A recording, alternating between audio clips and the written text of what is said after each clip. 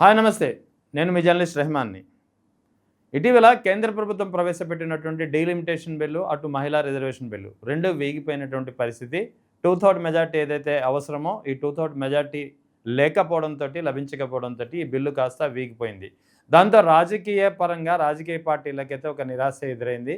ముఖ్యంగా డీలిమిటేషన్ అయితే నియోజకవర్గాల సంఖ్య పెరుగుతుంది. నియోజకవర్గాల సంఖ్య పెరిగితే అందరికీ ఒక అవకాశం లభిస్తుంది. మరింత మంది రాజకీయ నిరుద్యోగులకు అవకాశం లభిస్తుందని చెప్పి ఎవరైతే ఎన్నికల్లో పోటీ చేయాలి, అయితే స్థానాలు లేక దీనికోసం వెయిట్ చేస్తున్నారో అటువంటి వాళ్ళందరికీ ఒక నిరాశ ఎదురైనటువంటి పరిస్థితి. కానీ ఇప్పుడు ఈ నిరాశకు చెక్ పడే పరిస్థితి కనిపిస్తుంది. ముఖ్యంగా మరో బ్రేకింగ్ న్యూస్ అందుతోంది. ముఖ్యంగా కేంద్ర ప్రభుత్వం మరోసారి డీలిమిటేషన్ బిల్లును, అటు మహిళా రిజర్వేషన్ బిల్లును మరోసారి కేంద్రంలో పార్లమెంట్లో ప్రవేశపెట్టే ఆలోచన చేస్తుంది. దీనికి సంబంధించినటువంటి క్యాబినెట్ నోట్ కూడా ఇప్పటికే సిద్ధమైందని చెప్పి తెలుస్తోంది.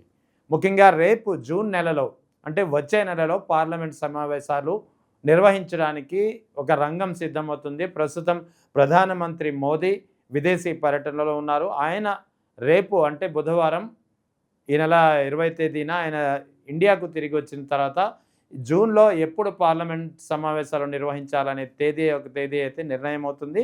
సో ఈ పార్లమెంట్ సమావేశాల్లో మరోసారి డీలిమిటేషన్ బిల్లును ప్రవేశపెట్టడమే కాకుండా తిరిగి సేమ్ గతంలో జరిగినట్టే మహిళా రిజర్వేషన్ బిల్లుతో లింకప్ చేస్తూ తిరిగి మరోసారి ప్రవేశపెట్టాలనే ఆలోచనలో కేంద్ర ప్రభుత్వం గట్టిగా ఉందని తెలుస్తుంది. అందుకు తగ్గట్టుగా ఏదైతే ఈ బిల్లులకు సంబంధించినటువంటి క్యాబినెట్ నోట్, డ్రాఫ్ట్ నోట్ అయితే రెడీ అయినట్టు కూడా సమాచారం అందుతుంది. సో ఓవరాల్గా ఇక్కడ గతంలో ఏం జరిగింది, గతంలో ఎందుకు వీగిపోయింది అనేది ఒకసారి తెలుసుకుందాం. గతంలో ఈ బిల్లు వీగిపోవడానికి కారణాలు 2 ఉన్నాయి. ఆ 2 కారణాల్లో మొదటి కారణం ఏదైతే ఈ బిల్లు ప్రవేశపెట్టడానికి ముందు ఏదైతే కేంద్ర ప్రభుత్వం ప్రకటించిందో ఈ ప్రకటనకు అనుగుణంగా ఆ బిల్లులో అన్ని శాసనసభల్లోనూ పార్లమెంటుల్లోనూ, అంటే ఇటు లోక్సభ అటు అన్ని రాష్ట్రాల శాసనసభల్లో 50% సీట్లు పెంచనున్నాము అనే క్లారిటీ అనేది ఆ బిల్లులో లేదు. దాంతో ఆ బిల్లులో ఆ క్లారిటీ లేకపోవడంతో కాస్త అనుమానాలు వచ్చినాయి. ఈ 2011 జనాభా లెక్కల ప్రకారం లేదా 2026 సెన్సస్ ఏదైతే స్టార్ట్ అయిందో దాని ప్రకారం గనక ఒకవేళ సీట్ల సంఖ్యను పెంచితే తమ పరిస్థితి ఏంటనేది దక్షిణాది రాష్ట్రాల నుంచి వచ్చినటువంటి తీవ్రమైనటువంటి అభ్యంతరం. ఎందుకంటే దక్షిణాది రాష్ట్రాలు జనాభా నియంత్రణను పాటించడంలో ఉత్తరాదిని మించి, ఉత్తరాదిని దాటి ఉన్నాయి. సో గత 20-30 ఏళ్ల నుంచి దక్షిణాది రాష్ట్రాలు జనాభా నియంత్రణను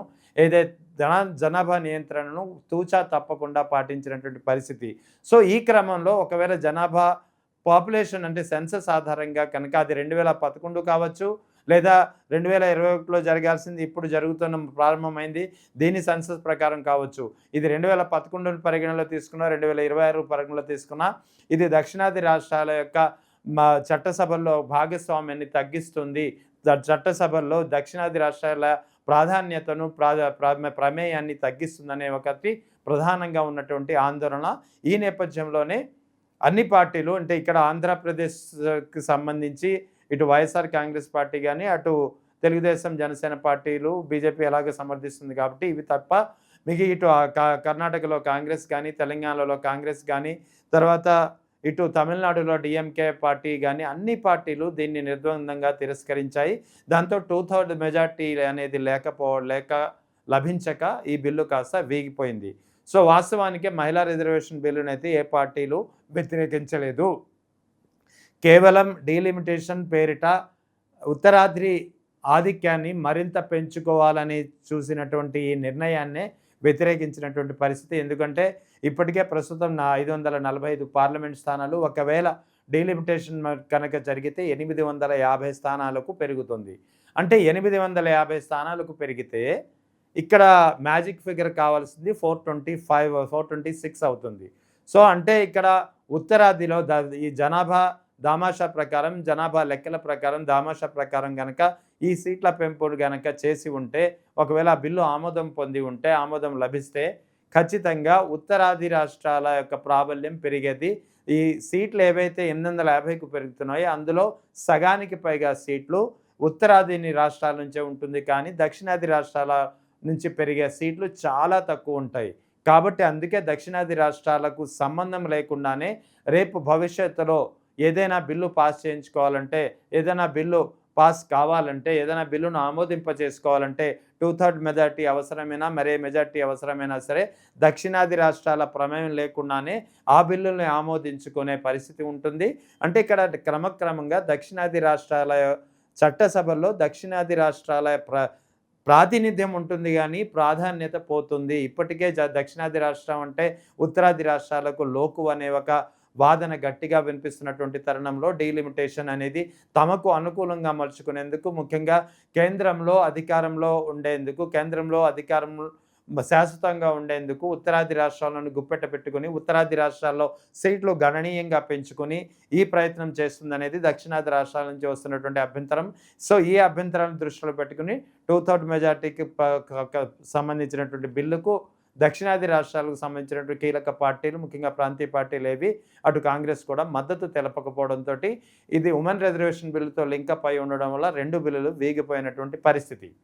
సో, అయితే కేంద్ర ప్రభుత్వం ఎట్టి పరిస్థితుల్లోనూ 2029 ఎన్నికలకు డీలిమిటేషన్ మహిళా రిజర్వేషన్ బిల్లును ఎట్టి పరిస్థితుల్లోనూ ఆమోదింపజేసుకోవాలి. ఎట్టి పరిస్థితుల్లోనూ మహిళా రిజర్వేషన్ బిల్లు కంటే ముఖ్యంగా డీలిమిటేషన్ బిల్లు ఏదైతే 850 స్థానాలకు పెంచుకోవాలి మొత్తం పార్లమెంటు స్థానాలని చెప్పి కేంద్ర ప్రభుత్వం ఖచ్చితంగా భావిస్తుందో, ఒక ఆలోచన నిర్ణయం తీసుకుందో, ఆ నిర్ణయాన్ని తూచా తప్పకుండా 2029 నాటికి అమలు చేయాలని చెప్పి ఖచ్చితంగా భావిస్తోంది. ఇందుకు అనుగుణంగానే మొన్న ప్రవేశపెట్టినటువంటి బిల్లు ఏ కారణాల వల్ల వీగిపోయిందో అందరికీ ఇప్పుడే చెప్పినటువంటి పరిస్థితి. ఇక జూన్‌లో మరోసారి పార్లమెంట్ సమావేశాలు ఏర్పాటు చేసి ఖచ్చితంగా ఎలాగైనా సరే ప్రతిపక్షాలని, అన్ని విపక్షాలని, అన్ని పార్టీలని ఒప్పించి ఈ బిల్లును ఆమోదింపచేసుకోవాలి. ఖచ్చితంగా 2029 ఎన్నికలు డీలిమిటేషన్ తోటే వెళ్ళాలి అనేది కేంద్ర ప్రభుత్వం క్లియర్ కట్‌గా ఒక నిర్ణయం తీసుకుంది.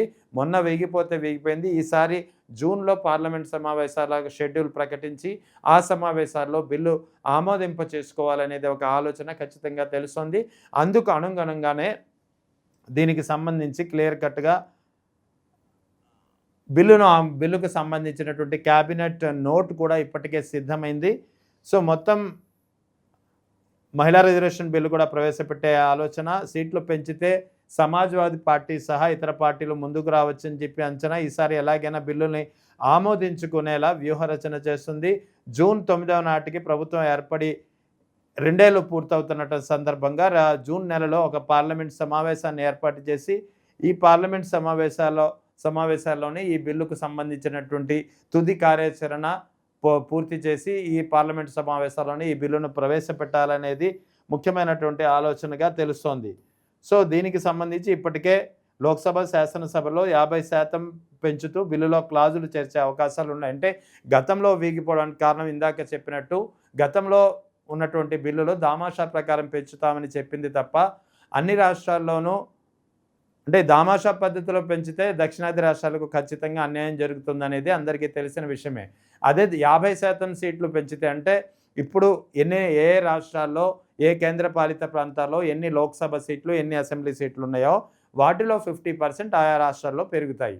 సపోజ్ ఉదాహరణకు ఆంధ్రప్రదేశ్లో మొత్తం 25 పార్లమెంట్ స్థానాలు ఉన్నాయి. అందులో సగం అంటే 12 నుంచి 13 లోక్సభ స్థానాలు ఆంధ్రప్రదేశ్లో పెరగనున్నాయి. అంటే ఆంధ్రప్రదేశ్ మొత్తం లోక్సభ స్థానాల సంఖ్య 39కి చేరవచ్చు. ఇక అసెంబ్లీ స్థానాలు 175 ఉన్నాయి.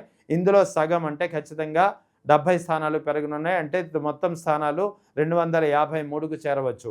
ఇక తెలంగాణలో మొత్తం లోక్సభ స్థానాలు 17 ఉన్నాయి. అందులో సగం అంటే ఖచ్చితంగా 8 నుంచి 9 స్థానాలు పెరిగి 25, 26 స్థానాలకు చేరవచ్చు.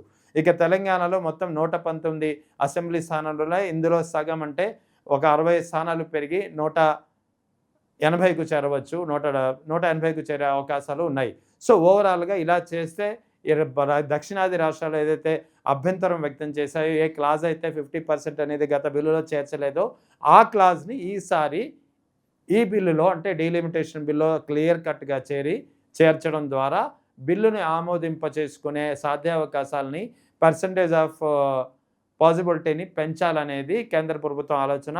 అలా చేస్తే ఖచ్చితంగా సమాజ్వాదీ పార్టీ కానీ, ఇటు డిఎంకే పార్టీ కానీ, కాంగ్రెస్ కానీ అనుకూలంగా ఉండవచ్చు, అనుకూలంగా ఉండే పరిస్థితి ఉంటుంది. ప్రాంతీయ పార్టీల నుంచి మద్దతు లభించవచ్చు అనేది కేంద్ర ప్రభుత్వం ఆలోచన. సో, అంటే ఏ క్లాజ్ అయితే 50% పెంచాలి, దామాషా అనేది కాసేపు పక్కన పెడితే, అంటే దామాషా అనేది ఇక్కడ ఎప్పుడు వర్కౌట్ అవుతుందంటే, వన్స్ ఈ బిల్లు పాస్ అయిన తర్వాత ఇంటర్నల్‌గా మార్పులు అంటే ఏ జిల్లాలో ఎన్ని నియోజకవర్గాలు పెరుగుతాయనేది ఒక లెక్క అయితే అంతర్గతంగా, స్థానికంగా జరిగే ఒక మార్పులు, చేర్పులుంటాయో అందులో మాత్రం దామాషా పద్ధతి అవలంబిస్తారు, పాటిస్తారు. సో, ఓవరాల్‌గా 50% పెంచాలనే ఏదైతే క్లాజ్ ఉందో, ఈ క్లాజ్ గనక ఈ బిల్లులో ఈసారి ప్రవేశపెట్టబోయే బిల్లులో కనుక చేర్చితే, ఖచ్చితంగా ప్రాంతీయ పార్టీలు మద్దతు తెలిపే అవకాశాలున్నాయి. తద్వారా 2/3 మెజారిటీ మొన్న పొందలేకపోయాం. ఈసారి పొందే ఉన్నాయనేది కేంద్ర ప్రభుత్వం ఆలోచన.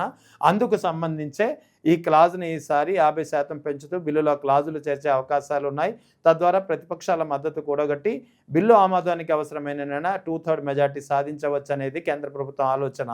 సో, ఓవరాల్‌గా ప్రధానమంత్రి విదేశీ పర్యటన తర్వాత ఇండియాకు తిరిగి వచ్చిన తర్వాత మరొక 10-15 రోజుల్లో జూన్ నెలలో పార్లమెంట్ సమావేశాల షెడ్యూల్ అనేది ప్రకటించనున్నారు.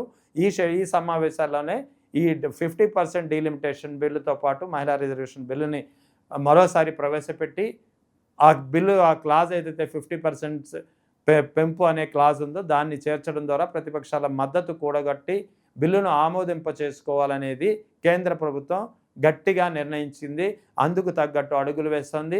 ప్రతిపక్షాలు అవసరమైతే ఎవరైనా కొన్ని పార్టీల అభ్యంతరాలు తెలిపితే ఆ పార్టీలను ఒప్పించే బాధ్యత కీలకమైనటువంటి నాయకులకు కూడా అప్పగించినట్టు తెలుస్తుంది. దీనికి సంబంధించి మొత్తం రంగం అయితే సిద్ధమైంది. ఒకటి మాత్రం ఖచ్చితంగా తెలుస్తుంది, 2029 ఎన్నికలు మాత్రం ఖచ్చితంగా ఏదైతే 50% సీట్ల పెంపు డీలిమిటేషన్తో మాత్రమే ఎన్నికలకు వెళ్ళాలి అనేది కేంద్ర ప్రభుత్వం క్లియర్ కట్గా ఒక నిర్ణయం తీసుకుంది. ఆ నిర్ణయం దిశగా అడుగులు వేస్తోంది. రేపు జూన్లో మరోసారి పార్లమెంట్ సమావేశాలు ఏర్పాటు చేసి ఈ సమావేశాల్లో ఈ బిల్లును మరోసారి ప్రవేశపెట్టి ఆమోదింపచేసుకోవాలనే ఒక ప్లాన్ ప్రకారం రంగం సిద్ధమైందని సమాచారం తెలుస్తోంది.